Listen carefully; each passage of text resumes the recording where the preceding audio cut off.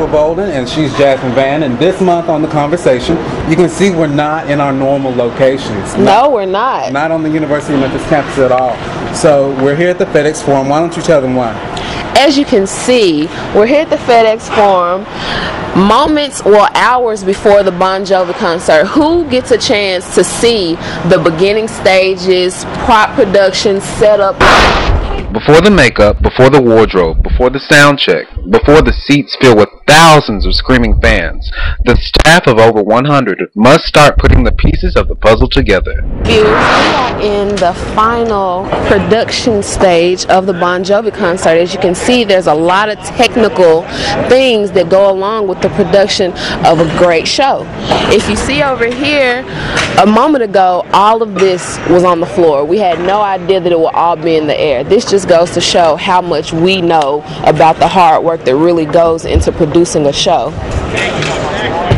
This stage here to our left is actually going to be swept under all of this.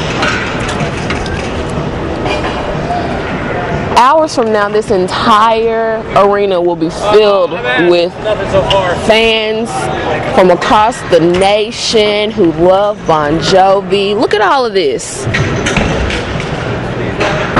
Montana Deskins, an employee or one of the many people that bring this great show together. So tell me about your job. So what we have here, we do video on the show. The video is what you see on these Venetians up here. It's they're columns that come together off of the truss, and they come down, they expand, they come together. Also behind the stage there are robots. That robot arms come up, and they also have LED walls. It's kind of a, there's 1, 2, 3, 4, 5 robots there. You see right? Oh, okay, I see. And right there to the left of everything, those are actually the screens that attach to that, and the arms go up, and they have our images as well as the Venetians up there. Wow. In the center. Also, there's side screens up there. Those are regular screens like at a movie theater. Oh, those white ones, those are for people up there who are really high up there that can't really see the show. Gives them our images as well. There's 9 cameras on the show. We can go back here to the stage. All right. This is the stage where the dollies fit onto. And the gears are right here, so everything is motor driven. So technical, guys. Okay. And these are the dollies right here that go around the track on the stage. This is the A stage and this is the B stage. And they go around, the camera goes right here, and these televate up and down. Right. And the wheels roll along inside of the track. So it's pretty cool. Everything is, what John wanted on this tour was not to be distracted by camera ops. So everything that we do is a robot. You got me a clear lane on the stage, left side. Let's have 3 of you guys go to the other side, please. Okay. You have some hands-on experience. You're going to push the stage into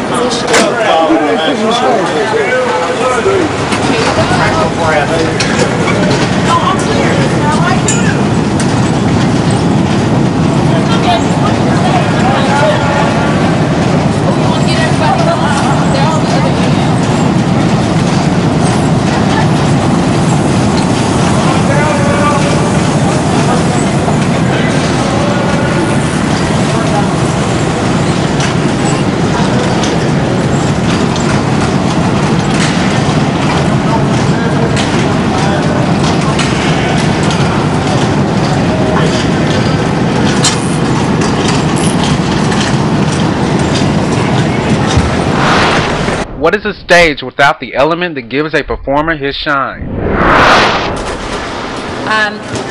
So this entire show is run with these 2 hands and calling the spotlights, and it's a bit of a walking chew gum situation, but it's just, you get used to it. It's like anything. And the other thing is that we have 75 songs programmed in this console. Typically, when I was out with other artists before this, it would be 20 to 25 songs. So we're 50 songs over the normal amount of songs programmed in a lighting console. It's pretty crazy. It gets a little difficult because it's a live situation. You've got tons of different types of lighting situations. Like this is very dark and moody, so it's going to look very different to him backstage. So yeah, I mean, we're constantly driving up and taking down the key lighting levels on this console for the band because they don't have spotlights. John's the only one that has spotlights on this stage. So I'm constantly telling Jeremy, more Hugh, less Hugh, more David, less David, more Tico, less Tico, all night long.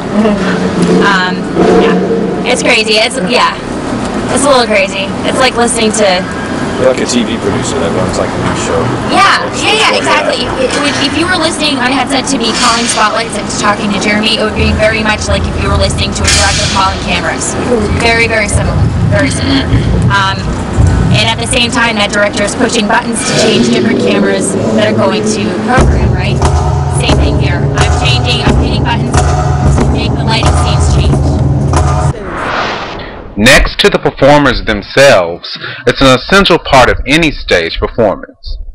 Alright, so we are here in the wardrobe room of Bon Jovi, and you kind of see the personal items up here. They make it like home. Yeah. No, we advance. So this is David Bryan, and if anybody knows anything about David Bryan, he wrote the music. He wrote part of the music for the musical Memphis, the Broadway play that was nominated for 8 Tonys. This is part of the rider.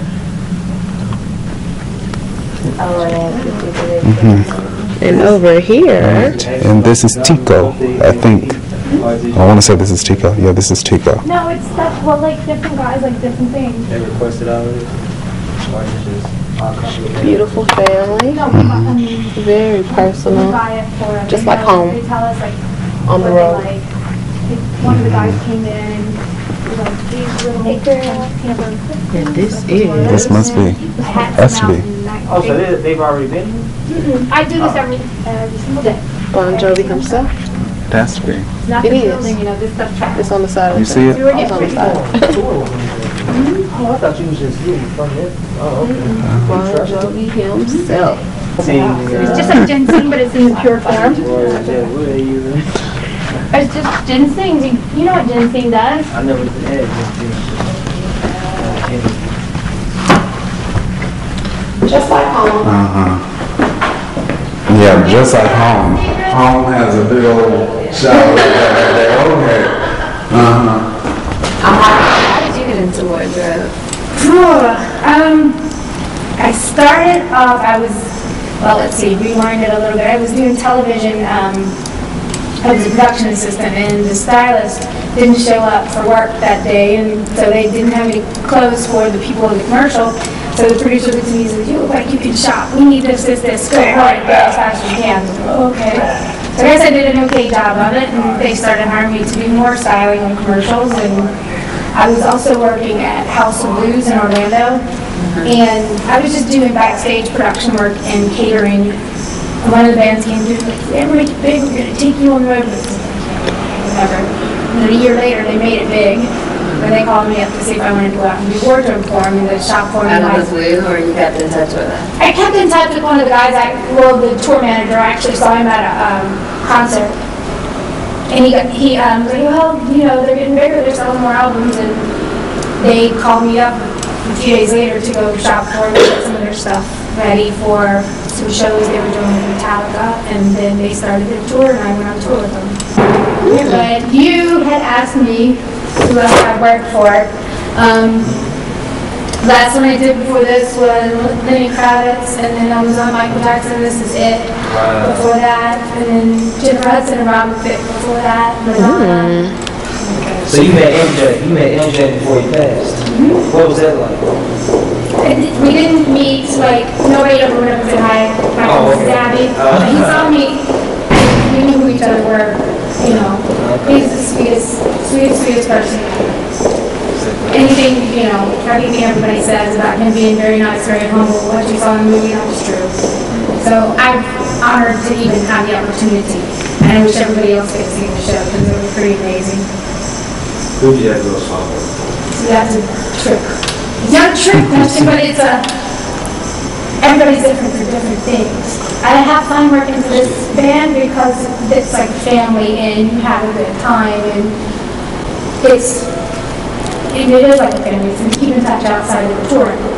Creatively, I've had the most fun working with Prince because he's a perfectionist and it's challenging, and he can throw little things at you that, it's just a very fun, creative environment. So that's fun. Michael Jackson was fun because you knew you were going to be a part of history. And getting everything coming together, that was fun. And then I've had fun on other smaller tours just because it's just fun for different reasons. So the most fun I can't say. Production, lighting, wardrobe, and so much more all come together to create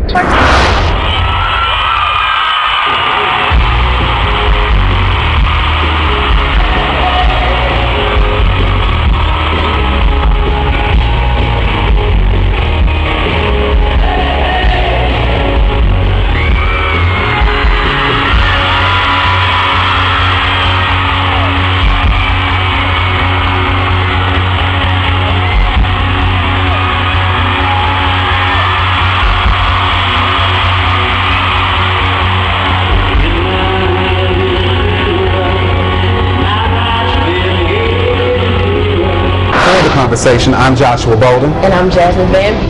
For more exclusive backstage footage and more conversations, visit theconversation.weebly.com. And keep the conversation going by tweeting us at NABJCombo or find us on Facebook by searching keyword The Conversation.